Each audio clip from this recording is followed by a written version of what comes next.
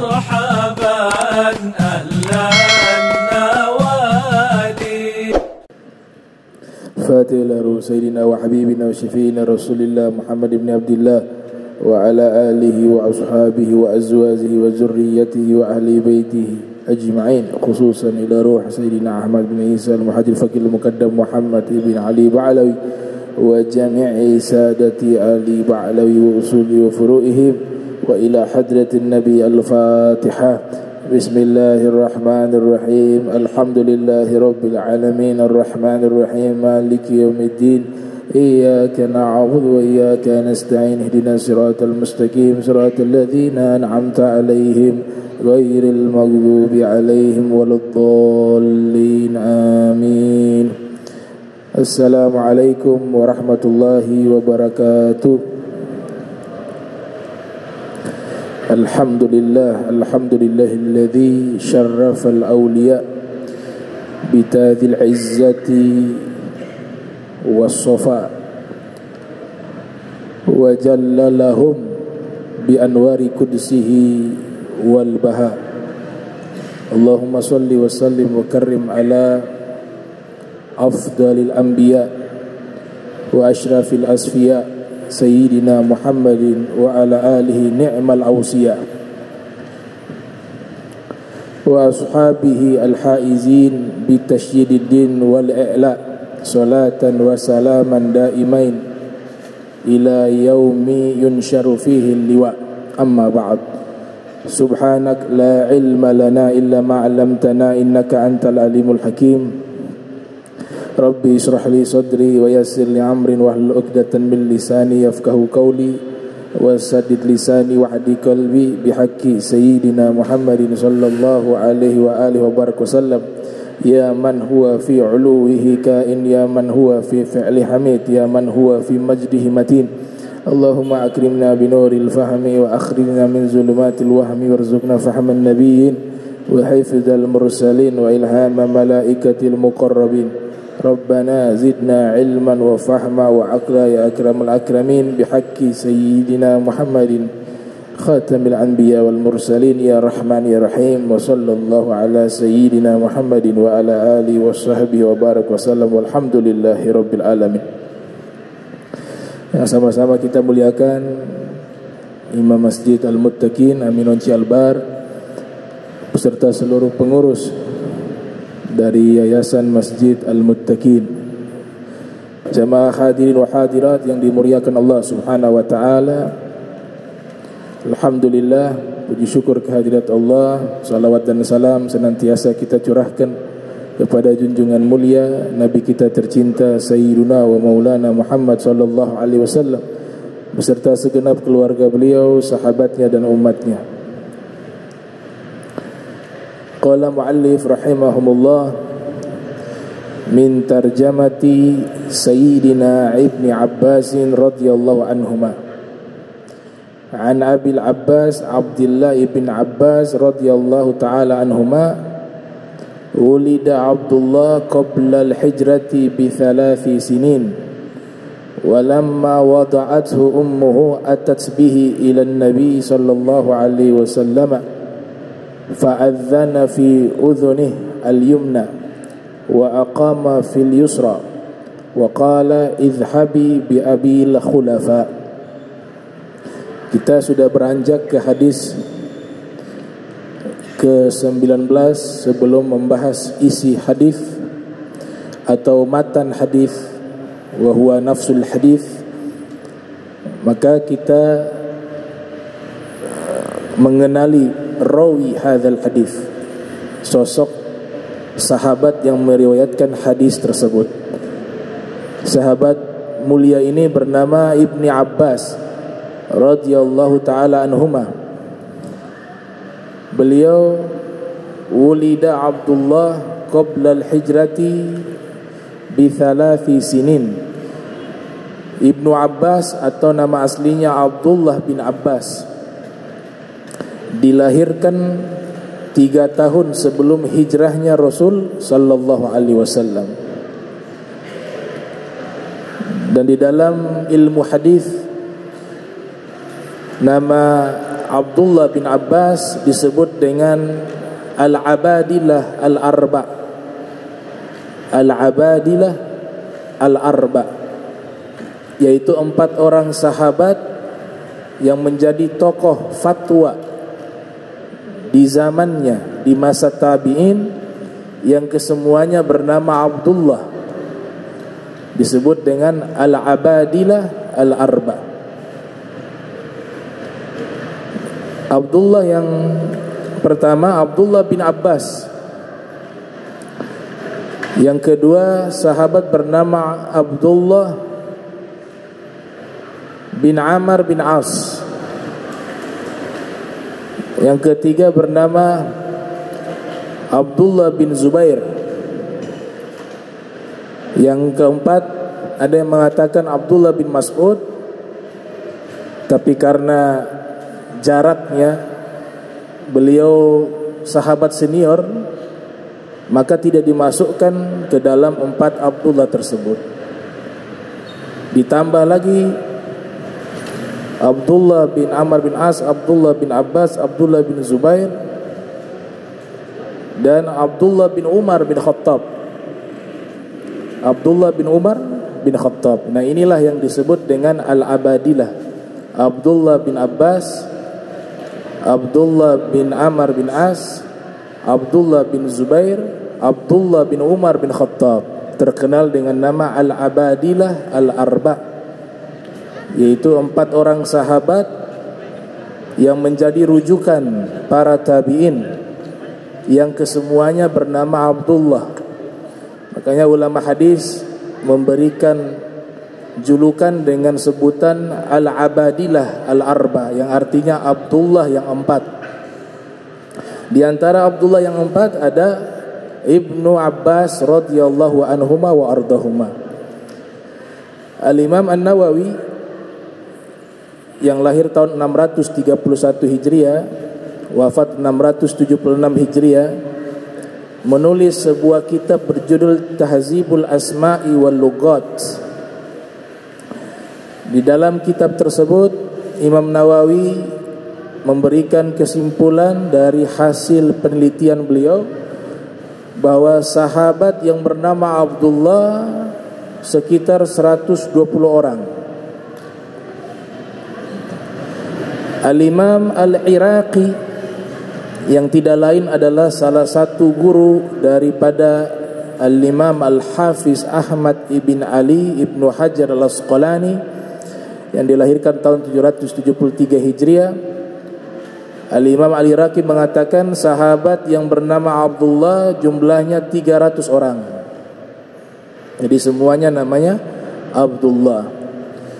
Ini salah satu nama yang dicintai oleh Allah Subhanahu wa taala. Ahabbul asma'i illallahi subhanahu wa taala Abdullah. Salah satu nama yang dicintai oleh Allah Subhanahu wa taala adalah Abdullah. Pengarang Ratibul Haddad juga bernama Abdullah bin Alwi bin Muhammad Al-Haddad, yang menyusun doa selesai majlis, Ya Rabbana tarafna, itu adalah Al-Habib Abdullah bin Husain bin Tahir. Jadi nama Abdullah banyak menjadi para ulama kaum salihin. Rasul sallallahu alaihi wasallam menyatakan di dalam hadis, ahsinu asma'akum fa inna asma'akum tud'auna yaumal qiyamati. Perbaguslah nama kalian, karena sesungguhnya nama-nama kalian itu akan dipanggil di hari kiamat. Qala Nabi sallallahu wasallamu alaihi. Beliau dilahirkan 3 tahun sebelum hijrahnya Nabi sallallahu alaihi wasallam. Berarti di saat Nabi wafat kurang lebih usia beliau 14 tahun. Karena Nabi bermukim di kota Madinah Al-Munawwarah 11 tahun. Beliau lahir 3 tahun sebelum hijrah. Maka kurang lebih 14 tahun usia Ibnu Abbas, masih sangat muda. Maka masuk kategori sahabat junior Ada kibarus sahabah, ada sigarus sahabah. Ada sahabat-sahabat senior yang mereka ikut berjuang bersama Nabi sallallahu alaihi wasallam sejak di kota Makkah sampai mengikuti beberapa kejadian ketika mulai didakwakan agama Islam di kota Makkah, seperti hijrah pertama kali ke Habasyah, ke Ethiopia. Kemudian ada juga diboikot Rasul sallallahu alaihi wasallam selama beberapa tahun. Nah, sahabat-sahabat yang disebut as-sabiqunal awwalun, mereka disebut kibarus sahabat, sahabat-sahabat senior. Adapun Ibnu Abbas termasuk sigorus sahabat, sahabat-sahabat junior. Luar biasanya, walamma wada'athu ummuhu, ketika ibunya Ibnu Abbas melahirkan Ibnu Abbas, ibu beliau bernama Ummu Fadl. Ayah daripada Abdullah ibn Abbas adalah Abbas ibni Abdul Muttalib, yang tidak lain adalah saudara ayah Nabi. Maka ini adalah sepupu Rasul, karena Rasulullah SAW ayah beliau bernama Abdullah ibni Abdul Muttalib. Abdullah bin Abbas ayahnya bernama Abbas ibni Abdul Muttalib. Ibu beliau Ummu Fadl tatkala melahirkan Ibnu Abbas, itu Rasulullah SAW sudah hijrah, jadi belum sempat dipertemukan dengan Nabi. Waktu sudah lahir kan 3 tahun sebelum hijrah, artinya ketika lahir Nabi masih di kota Makkah, ya, 3 tahun sebelum hijrah. Tatkala sudah lahir, ini sang ibu Ummu Fadl ingin anaknya mendapatkan keberkahan Rasul sallallahu alaihi wasallam dan juga mendapatkan tarbiyah dari Nabi sallallahu alaihi wasallam. Maka Ummu Fadl pun pergi hijrah ke kota Madinah seorang diri bersama putranya Abdullah bin Abbas, hanya untuk anaknya diserahkan kepada Nabi dan dididik oleh Nabi dan didoakan oleh Nabi sallallahu alaihi wasallam. Maka pergilah Ummu Fadl bersama Abdullah bin Abbas yang wahuwa sogir, di usia masih sangat muda, masih bayi, kurang lebih 3 tahun usianya, dibawa ke kota Madinah. Kemudian bertemulah dengan Nabi sallallahu alaihi wasallam di kota Madinah. Fa'adzana fi uzunihi al-yumna wa aqama fil yusra. Kemudian Rasul sallallahu alaihi wasallam melantunkan azan di telinga kanannya Ibnu Abbas dan melantunkan iqamah di telinga kirinya Ibnu Abbas. Nah, ini masalah yang dibahas di dalam kitab-kitab fikih, bahwa jumhur ulama mengatakan sunnah.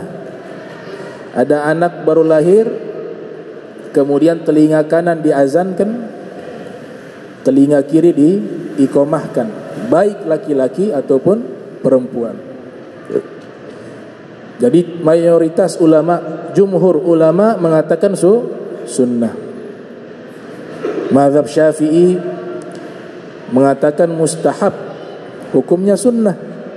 Anak yang baru lahir diazankan telinga kanannya dan diiqamatkan telinga kirinya. Mazhab Hanafi juga menyatakan hal yang sama. Mazhab Hambali juga menyatakan hal yang sama, hukumnya sunnah. Yang menolak hanya mazhab Maliki. Mazhab Maliki tidak mensunnahkan mengazankan telinga bayi yang baru lahir, tapi mayoritas mengatakan sunnah.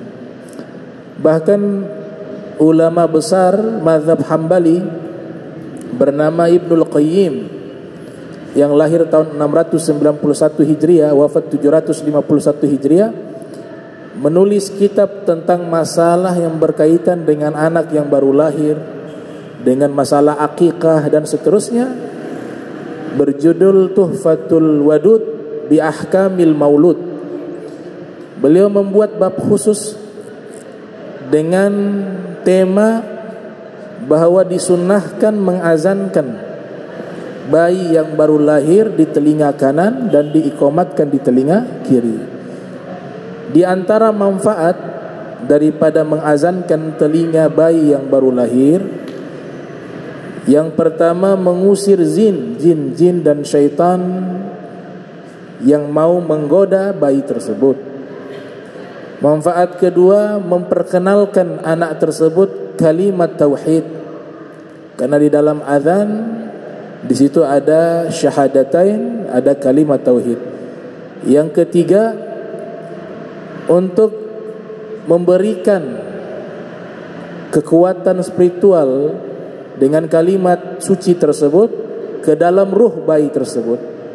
Yang keempat, untuk memperkenalkan kalimat agung ini di awal ia lahir dan nantinya ditutup ketika dia hendak mau meninggal.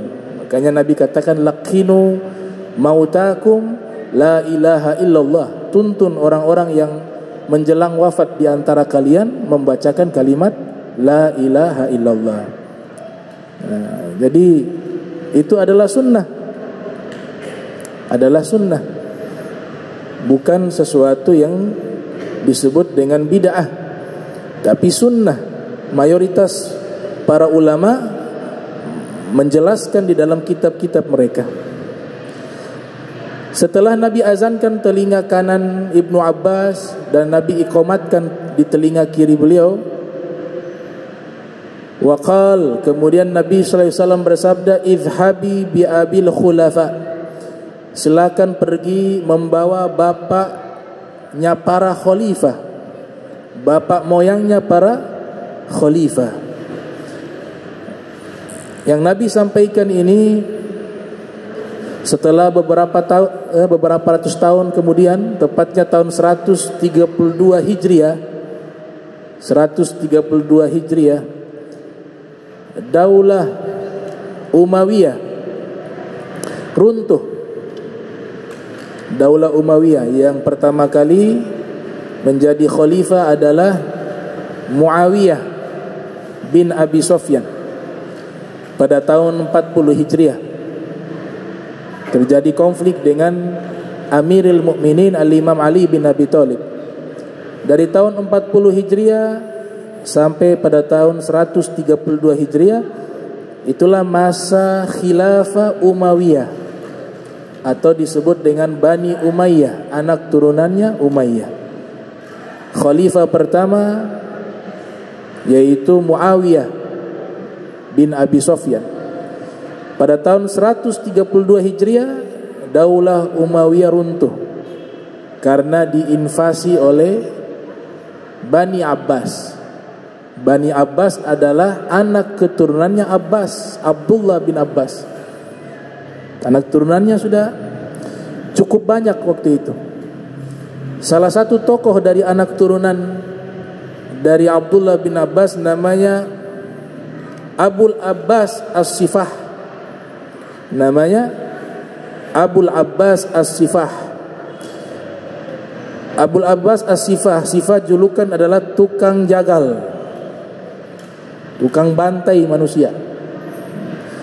Jadi diseranglah ini Daulah Umayyah, dibantai seluruh anak laki-laki yang memiliki garis keturunan Bani Umayyah, dibunuh semua. Sehingga tidak ada lagi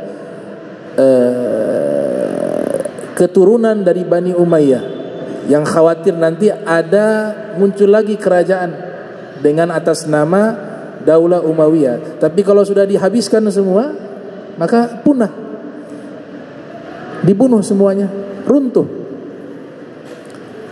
Salah satu turunan Bani Umayyah berhasil selamat. Kalau yang perempuan mereka tidak bunuh, mereka membunuh yang laki-laki. Satu orang turunan ini bernama Abdurrahman. Ia lari sampai ke Afrika. Larinya dari mana? Dari Damaskus, dari Suria, lari sampai ke Afrika, menyelamatkan diri karena dikejar oleh Bani Abbas. Ibu daripada Abdurrahman adalah orang barbar. Barbar itu Afrika. Orang barbar. Sampai ke sana minta perlindungan dan dia katakan ibu saya adalah orang Afrika. Maka orang-orang Afrika melindungi dirinya. Setelah itu dikejar terus Abdurrahman ini. Maka diusulkan untuk pergi ke Andalus atau yang kita kenal dengan Spanyol di zaman sekarang. Dia pergi berenang karena itu hanya perbatasan seperti pulau satu dengan pulau yang lain. Ya Ternate Tidore tapi agak jauh sedikit. Berenang dia. Lintas karena mau dikejar mau dibunuh. Kenapa dipilih Andalus? Karena di masa Daulah Umayyah Andalus itu sudah masuk wilayah Daulah Umayyah, sudah dibebaskan, sudah ditaklukkan. Dan di sana banyak pendukung daripada Bani Umayyah. Maka dia pergi ke Spanyol di sana mendapatkan perlindungan, bahkan dilantik sebagai khalifah pertama yang disebut dengan dalam buku-buku sejarah disebut Ad-Daulah Al-Umayyah Ats-Tsaniyah. Daulah Umayyah 2. Kalau yang satu kan di Suriah, yang kedua di Spanyol. Jadi kerajaan Islam yang ada di Spanyol itu adalah anak turunan daripada Abdurrahman Ad-Dakhil. Diberikan gelar Ad-Dakhil, orang yang masuk, karena dia turunan pertama dari Bani Umayyah yang menginjakkan kakinya di Andalus. Maka dinamakan dia Abdurrahman Ad-Dakhil. Nah ini sejarah berkaitan dengan Bani Abbas. Bani Abbas tadi doa Nabi. Bukan doa tapi informasi tentang kejadian yang akan terjadi di masa depan, bahwa dari turunannya Abdullah bin Abbas akan lahir para raja. Dan ini diriwayatkan oleh Imam As-Suyuti. Imam Suyuti menulis satu kitab tentang sejarah para khalifah berjudul Tarikh Al-Khulafa. Tarikh Al-Khulafa, yang lahir tahun 849 Hijriah, wafat 911 Hijriah. Dalam kitab tarikh tersebut Imam Suyuti menguraikan sejarah mulai daripada Al-Khulafa'ur Rasyidin, dari zaman Sayyidina Abu Bakar, Sayyidina Umar, Sayyidina Utsman, Sayyidina Ali. Kemudian Daulah Umayyah sampai 132 sampai abad ke-6 Hijriah, yaitu Daulah Abbasiyah. Dijelaskan oleh Imam Suyuti. Kami coba hitung raja-raja yang berasal dari turunan Abdullah bin Abbas, itu kurang lebih 30 lebih khalifah yang menjadi khalifah, 30 lebih. Jadi apa yang Nabi katakan, idhabi bi abil khulafa, silakan bawa kembali bapak para khalifah, ternyata benar-benar terjadi. Jadi Daulah Abbasiyah itu adalah anak turunannya Abdullah ibn Abbas, makanya namanya Abbasiyah, ikut kepada nama ayahnya Abdullah bin Abbas. Wa qad mala'a aqibuhul arda hatta qil innahum balagu fi zamanil Ma'mun 600,000. Anak turunannya Abdullah bin Abbas, mereka di zamannya Al-Ma'mun. Al-Ma'mun ini juga turunan Abbas, Bani Abbas. Al-Ma'mun bin Harun Ar-Rasyid. Harun Ar-Rasyid juga masuk keturunannya Ibni Abbas. Ini ulama menyimpulkan di masa Ma'mun ini lahir tahun 170 Hijriah. Beliau wafat sekitar tahun 228 apa 18 Hijriah. 228 atau 218 Hijriah.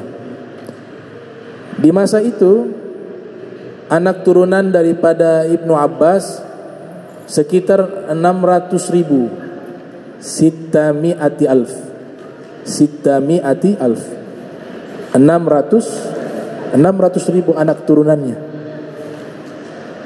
Kalau ditarik hitungannya dari masa beliau, ya, hidup di zaman Nabi hanya hampir 200 tahun. 200 tahun di masa Ma'mun itu anak turunannya sudah mencapai 600.000 anak turunan. Semuanya adalah keturunan Ibnu Abbas. Wa kunna bismi abihi likaunihi akbaru auladihi, dan diberikan kunyah. Kunyah itu anak tertua. Anak tertua ini kita menggunakan namanya. Misalnya kalau ada anak tertua kita namanya Muhammad, kita dipanggil Abu Muhammad. Bapaknya Muhammad. Itu namanya kunyah. Nah, kunyah ini jadi perdebatan atau perbincangan di kalangan para ulama. Mayoritas atau sebagian besar ulama mengatakan termasuk sunnah menyebutkan dengan kunyah. Sebagian lainnya mengatakan mubah, boleh-boleh saja, tidak sampai kepada sunnah. Sehingga ditulis satu kitab oleh Al-Imam Al-Hakim di dalam kitab Al-Mustadrak yang lahir tahun 321 Hijriah, wafat 405 Hijriah, berjudul Kitabul Kuna. Kitabul Kuna artinya kitab tentang membahas Al-Kuna, yaitu panggilan seseorang menggunakan nama anaknya. Abu Ibrahim, kalau Nabi Muhammad Abul Qasim, Abul Qasim Rasulullah SAW.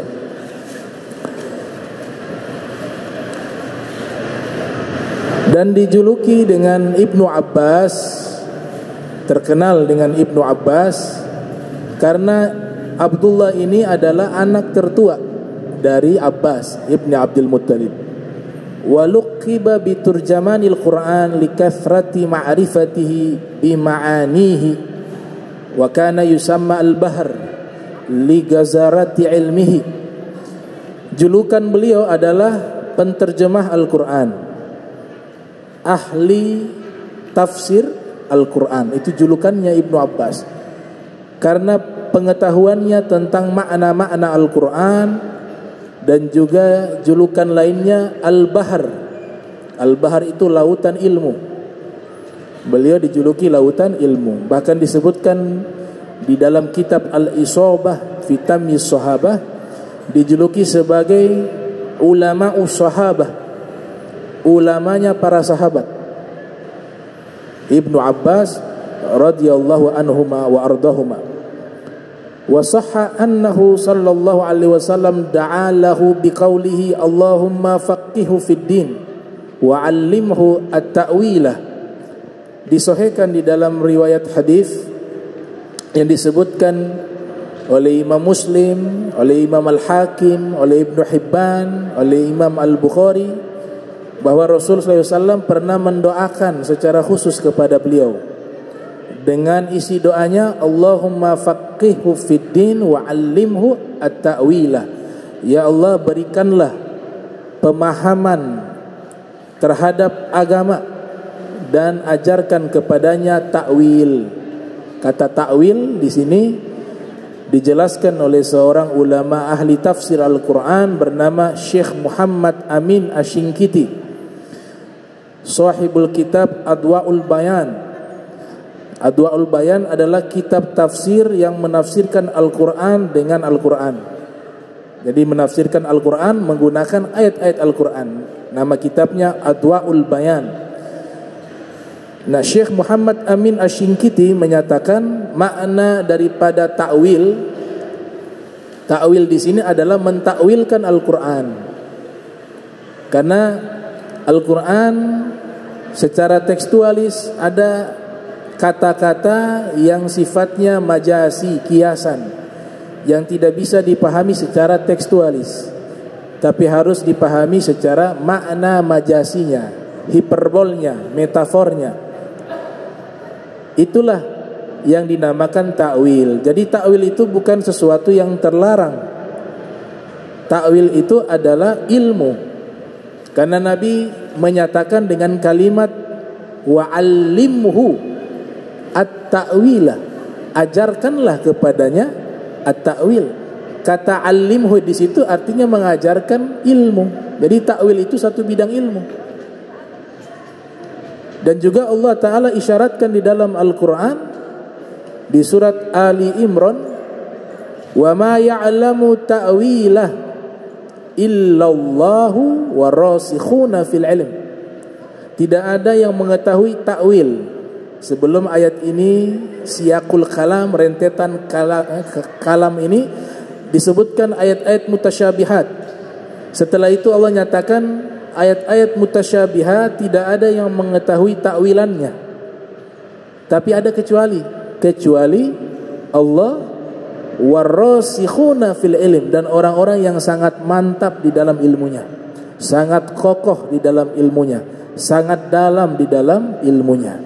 Maka dari sini isyarat bahwa takwil itu sesuatu yang dilegalkan oleh Allah Subhanahu wa taala, bahkan didoakan oleh baginda Rasul sallallahu alaihi wasallam kepada Ibnu Abbas, wa'allimhu ta'wilah.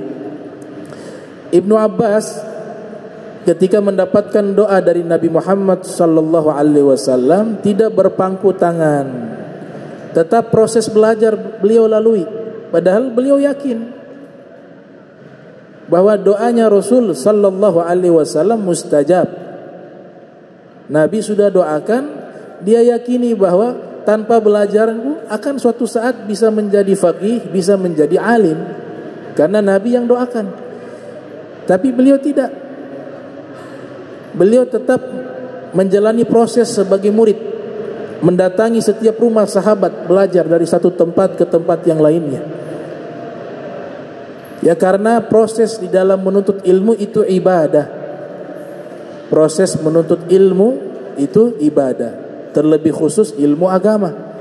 Maka nilai-nilai ibadah ini yang tidak mau beliau tinggalkan. Walaupun sudah mendapatkan doa Rasul SAW, beliau yakini pasti akan diterima oleh Allah doa tersebut, tapi proses belajar tetap dilalui.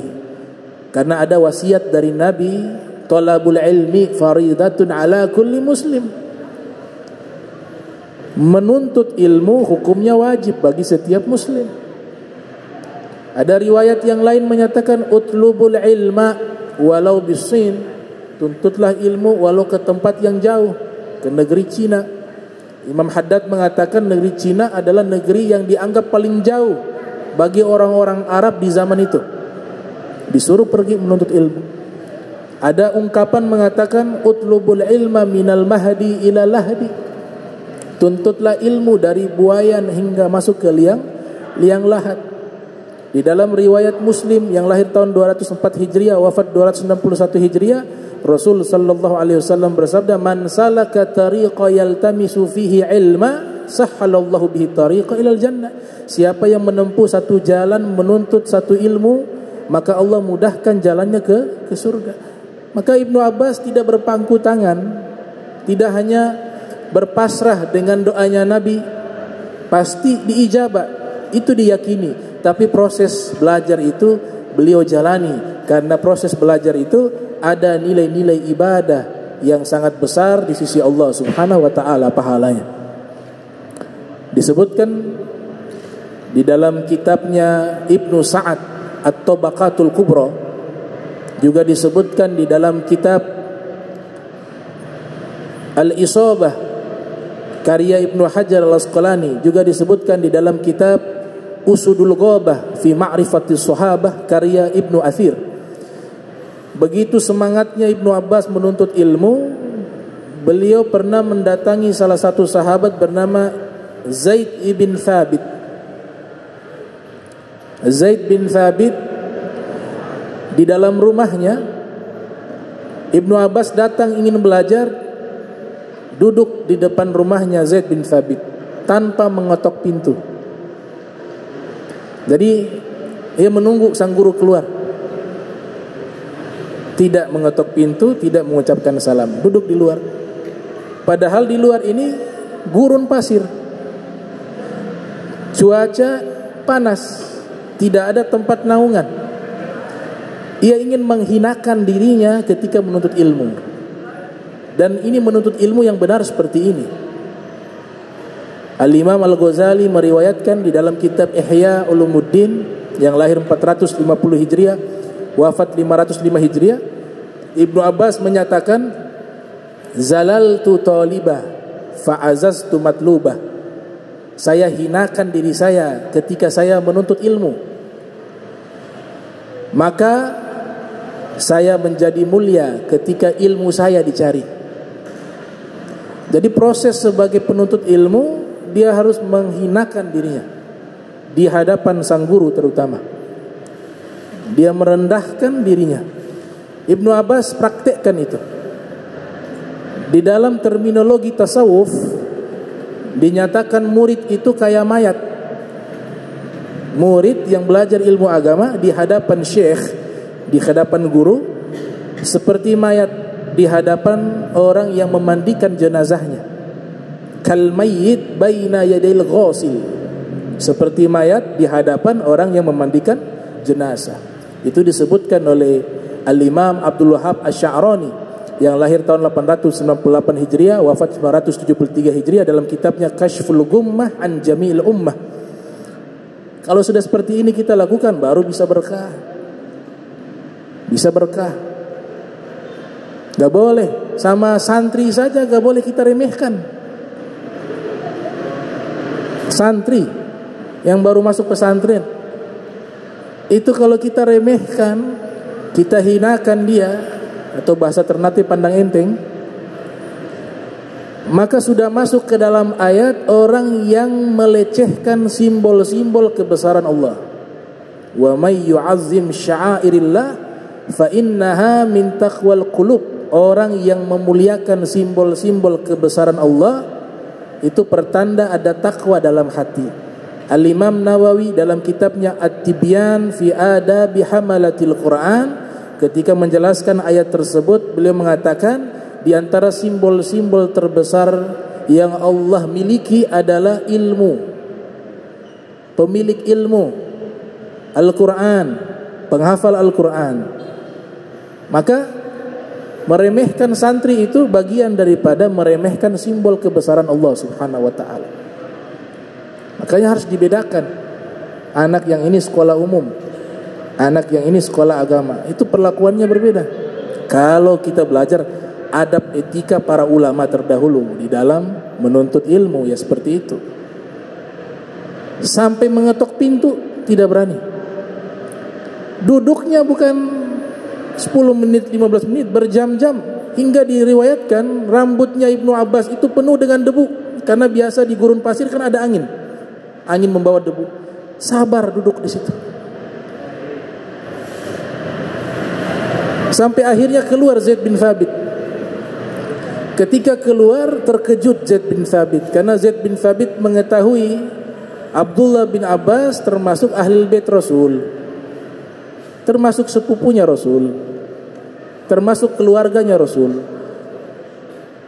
Maka dihampirilah, wahai ibnu ammi Rasulillah.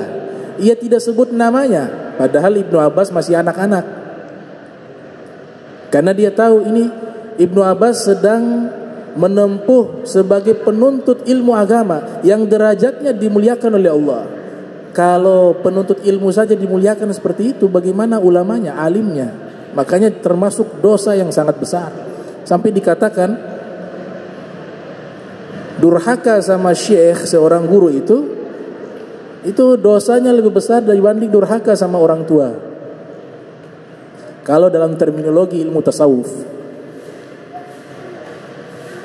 durhaka kepada syekh yang mengenalkan kita kepada Allah dan Rasul, yang mentarbiyah kita, itu dosanya jauh lebih besar dibanding durhaka kepada kedua orang tuanya. Maka dihampirilah Ibnu Abbas. Ibnu Abbas juga tahu diri, lagi menjadi murid, posisinya murid, semua jabatan, nasab, derajat ketika dia menjadi murid, semuanya dia buang di tong sampah. Apa yang dilakukan oleh Zaid bin Thabit? Mengatakan, ya ibnu Ammir Rasulillah, tidak disebut namanya, wahai putra paman Rasulillah, kenapa engkau tidak ketuk pintu? Sejak kapan engkau duduk di sini? Kata Ibnu Abbas, saya tidak mau mengganggu waktu engkau. Saya datang kemari sebagai penuntut ilmu, dan ini adalah hal yang wajar sebagai penuntut ilmu. Kalau sampai 1 hari 1 malam, itu pun bagi saya untuk mendapatkan ilmu tidak ada masalah, apalagi hanya beberapa jam di sini. Zaid bin Thabit naik kendaraan. Ibnu Abbas memegang tali daripada kendaraannya Zaid bin Thabit. Kemudian Zaid bin Thabit melarang, jangan wahai putra dari paman Rasul, jangan kau lakukan itu. Kata Ibnu Abbas, hakadha umirna an naf'ala bi ulama'ina, beginilah Nabi perintahkan kami memperlakukan ulama kami. Gak ada kesombongan. Dia tahu posisinya murid, ya begini.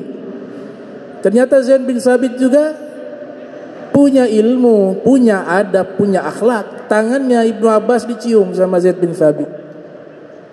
Kemudian Zaid bin Thabit mengatakan, hakadha umirna an naf'ala bi ahli baitin Nabi Muhammad sallallahu alaihi wasallam. Beginilah kami diperintahkan untuk menghormati keluarga Nabi Muhammad sallallahu alaihi wasallam. Seperti itu Ibnu Abbas dengan Zaid bin Thabit. Kisatun fi bayani gazarati ilmi Sayyidina Ibni Abbas radhiyallahu anhuma. Wa an Abi Salih qala laqad ra'aitu li Ibni Abbas majlisan law anna jami'a Quraizin fakharat bih lakana laha fakhra. Ada satu kisah menjelaskan begitu luasnya ilmu Ibni Abbas, luasnya ilmu beliau. Dari Abi Saleh mengatakan, saya pernah melihat majlisnya Ibnu Abbas. Beliau punya majlis itu sudah ada di zaman sahabat masih hidup. Murid-muridnya banyak menjadi tabi'in, yang menjadi ulama-ulama seperti Mujahid atau Ibn Abi Robah, dan masih banyak tabi'in-tabi'in yang menuntut ilmu kepada beliau. Nah, beliau disebutkan sebagai turjamanul Quran, ahli di dalam Al-Quran. Tapi beliau pernah menyatakan, diriwayatkan oleh Syekh Nawawi Al-Bantani dalam kitabnya Nurul Zolam, jami'u ma abrastu lakum minat tafsir fahuwa min Ali bin Abi Thalib. Semua ilmu tafsir yang aku ajarkan kepada kalian, itu saya dapat daripada Imam Ali bin Abi Thalib. Jadi Imam Ali bin Abi Thalib di atas. Makanya pernah ditanya dalam kitabnya Syekh Yusuf An-Nabhani, wahai Ibnu Abbas, engkau lautan ilmu, bagaimana jika dibandingkan dengan ilmunya Amirul Mukminin Al-Imam Ali bin Abi Thalib? Maka Ibnu Abbas sendiri yang menjawabnya, perbandingan ilmu saya dengan beliau bagaikan lautan dengan setetes air di lautan. Saya setetesnya, lautannya adalah Imam Ali bin Abi Thalib. Ini sifat tawadhu, ya. Mereka rendah hati, saling menghormati satu dengan lainnya. Sama halnya ulama-ulama yang di masa kita tidak jauh. Ya, karena mereka meniru akhlaknya para ulama yang punya sanad, yang belajarnya benar, pasti akhlaknya menjadi luar biasa. Kalau Ibnu Abbas terlalu jauh, ribuan tahun yang lalu, di Jakarta sekitar tahun 70-an atau 60-an, itu ada 3 serangkai ulama dari golongan habaib yang sangat terkenal. Al-Habib Ali bin Abdurrahman Al-Habsyi, yang kedua Al-Habib Ali bin Husain Al-Attas, yang ketiga Al-Habib Salim bin Ahmad bin Jindan. Ini 3 serangkai. Begitu saling menghormati, karena mengikuti rangkaian ilmu akhlak yang bersambung kepada Rasulullah SAW. Jika ada yang bertanya masalah agama kepada Al-Habib Salim bin Jindan, beliau tidak berani menjawab. Beliau tanya, sudah pergi ke Habib Ali bin Abdurrahman Al-Habsyi? Ke beliau dulu, jangan ke saya. Nanti ini Fulan bin Fulan pergi ke Habib Ali. Habib Ali yang paling sepuh di antara kedua ulama ini punya sifat tawadu, mengatakan sudah datang ke Habib Salim, tanya ke dia saja. Jadi orang ini akhirnya tidak mendapatkan jawaban. Ke Habib Ali bin Husain juga begitu, tanya kepada Habib Ali Kuitang. Habib Ali Kuitang suruh ke sini. Pergi ke Habib Ali bin Husain, mengatakan Habib Salim Jindan. Habib Salim Jindan mengatakan Habib Ali Kuitang. Begitu akhirnya sampai kepada Ali bin Abdurrahman Al-Habsyi, mengatakan ini Fulan bin Fulan mengatakan, Bib, ini saya sudah ke sana, bilang ke sini, saya ke situ, bilang ke situ. Jadi mereka sudah pasrahkan semua, antum yang jawab. Oh, kalau mereka sudah katakan begitu, baik, saya jawab. Begitu. Sampai ada satu tamu datang kepada Al-Habib Ali bin Abdurrahman Al-Habsyi. Ini tamu orang kaya. Di dalam rumahnya dia memelihara anjing. Dalam rumahnya Muslim. Mazhab Syafi'i itu terlarang, mazhab Maliki tidak terlarang. Pergi ke Habib Ali, Bib, hukum piara anjing bagaimana? Habib Ali bin Abdurrahman Al-Habsyi mengatakan hukumnya haram. Hukumnya haram. Dia keluar dari rumah, ustadznya payah ini, haram, cari yang lain. Datang kepada Habib Ali bin Husain, wahai Habib Ali bin Husain, saya mau tanya hukum piara anjing di dalam rumah bagaimana? Kalau piara jaga kebun apa itu kan diperbolehkan. Dalam rumah ini. Habib Ali mengatakan sudah tanya kepada Habib Ali Kuitang? Sudah. Apa kata beliau? Haram. Ya itu sudah haram. Masih cari pembenaran. Cari pembenaran. Akhirnya datang kepada Al-Habib Salim bin Ahmad bin Jindan. Bib, saya mau tanya hukum piara anjing di rumah bagaimana? Habib Salim mengatakan tanya kepada Ali Kuitang. Sudah, Bib. Terus bilang bagaimana? Haram. Saya juga sudah datang ke Habib Ali bin Husain Al-Attas juga mengatakan haram piara anjing dalam rumah karena takut nanti terkontaminasi dengan najis, mughalladha, membahayakan ibadah kita. Habib Salim mengatakan, oh itu sudah tanya. Habib Ali Kuitang bilang haram. Al-Habib Ali bin Husain juga mengatakan haram. Oh begitu. Terus kau tanya ke saya? Iya Bib, hukumnya begini. Halalan thayyiban. Hukum piara anjing itu di dalam rumah halalan thayyiban. Halal dan baik. Nah ini bagus. Yang dua tadi gak bagus. Ini bagus. Pulang ini Fulan bin Fulan ke rumah. Ternyata peristiwa ini sampai ke telinganya Habib Ali Kuitang. Dipanggillah Al-Habib Salim bin Ahmad bin Jindan. Wahai Habib Salim, saya dapat kabar ini saya Habib Ali bin Husain mengatakan piara anjing itu haram di dalam rumah. Dapat kabar engkau katakan halal. Kata Habib Salim, "Naam, Bib, halal. Kan anjing sama anjing tidak masalah." Maksudnya apa? Kalau dia manusia sudah dapat satu fatwa dari ulama, dia harus sudah. Gak perlu cari ke tempat yang lain. Pembenaran tidak perlu. Kalau dia punya akal. Itu maksudnya Habib Salim Jindan gitu. Makanya saya mengatakan halal karena percuma. Dia bukan cari hukum dari Allah, tapi mencari pembenaran atas keinginannya. Maka saya katakan halalan thayyiban bagi dia. Sudah tanya dua orang ulama besar, masih cari pembenaran. Itu. Al-Habib Salim bin Ahmad bin Jindan memang memiliki karakter yang nyentrik. Beliau muhaddis, alim, saleh. Kami pernah menyampul kitab-kitab beliau di perpustakaannya langsung, namanya Perpustakaan Al-Fakhriyah. Itu untuk menyampul kitabnya itu berbulan-bulan baru selesai. Penuh dengan kitab. Salah satu kiai atau tamu yang datang ke rumah Habib Salim bin Ahmad bin Jindan, pada waktu itu Habib Salim sedang membaca kitab. Dan kitab di lantai ada tersusun-susun karena begitu banyaknya kitab beliau. Bahkan saya pernah baca kitab beliau itu membahas dinosaurus. Saking banyaknya ilmu itu, kitab-kitab yang belum pernah kita baca di situ ada. Perpustakaan beliau. Beliau juga membahas tentang manaqib Syekh Abu Bakar bin Salim. Banyak kitab-kitab karangan beliau. Dan kitab-kitab yang beliau koleksi jumlahnya sangat banyak. Ada kitab yang beliau ingin baca, itu diletakkan di atas lemari. Lemari kitabnya kalau naik tuh harus pakai semacam tangga karena tinggi. Lemarinya tinggi. Itu isinya kitab semua. Tangganya tidak ada. Makanya Al-Habib Salim menumpuk tumpukan kitab, kemudian naik di atas kitab, ambil itu kitab di atas lemari. Jadi diinjak itu kitab, selain Al-Quran dan hadis tentunya. Beliau tahu tuh mana dipilah-pilih kitab-kitab tersebut. Ditumpuk kitab fikih kah itu, kitab sejarah kah itu, sudah pokoknya kitab. Diinjak itu kitab, baru diambil itu kitab di atas lemari.